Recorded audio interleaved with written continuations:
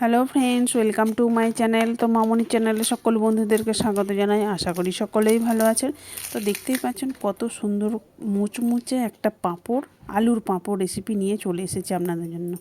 এখানে মিডিয়াম সাইজের আলু দেখতেই পাচ্ছেন, তিনটে খোসা ছাড়িয়ে নিয়েছি। এরপর একটা পাত্রে জল নিয়েছি, গ্রেটারের সাহায্যে দেখুন আলুগুলো গ্রেট করে নিচ্ছি। জলের মধ্যে রাখলে আলুর মধ্যে যে কালচে ভাব আসবে সেটা কিন্তু হবে না।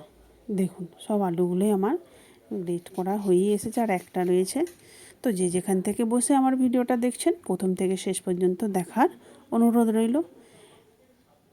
এরপর এই নোংরা জলটা ফেলে দিয়ে 2-3 বার ভালোভাবে আরও ধুয়ে নেব। দেখুন জলটা কতটা পরিষ্কার হয়ে গেছে। এরপর অল্প অল্প করে নিয়ে আমি পেস্ট বানিয়ে নেব।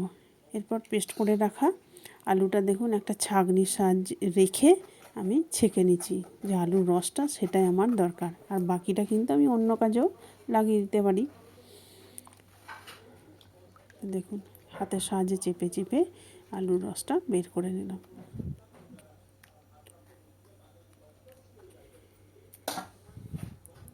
এরপর এর মধ্যে দিয়ে দিলাম 1 চামচ চালের গুঁড়ো, লবণ, গোলমরিচ।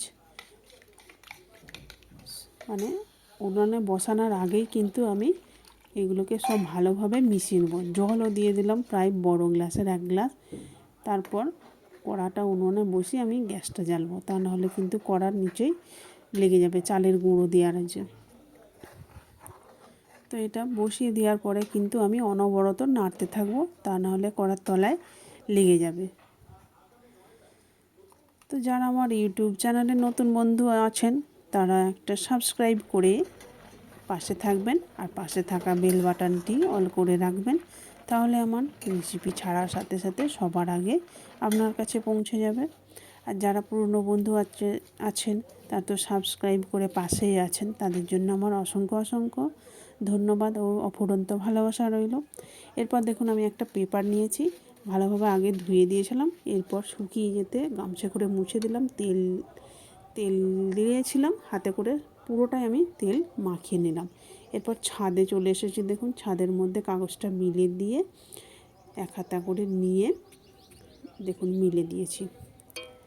তো একদিন রোদে দেওয়ার পরে দেখুন এই অবস্থা হয়েছে। এরপর এগুলোকে আমি ভেজে দেখিয়ে দিচ্ছি কতটা সুন্দর মুচমুচে হয়। সাদা তেল বসিয়ে দিলাম কড়াইতে, তেল ভালো মতো গরম হলে একটা একটা করে পাঁপড় দিয়ে দেখুন ভেজে নিচ্ছি। আমি দিচ্ছি ছোট ছোট, কিন্তু বেশ বড় হচ্ছে আগের থেকে।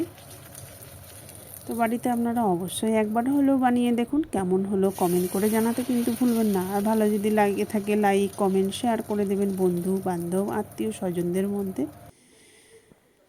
তো একটা ভেঙেও দেখাচ্ছি, দেখুন কতটা সুন্দর মুচমুচে হয়েছে। শব্দটা শুনেই নিশ্চয়ই বুঝতে পারছেন কতটা মুচমুচে হয়েছে। ভিডিওটা শেষ পর্যন্ত দেখার জন্য অসংখ্য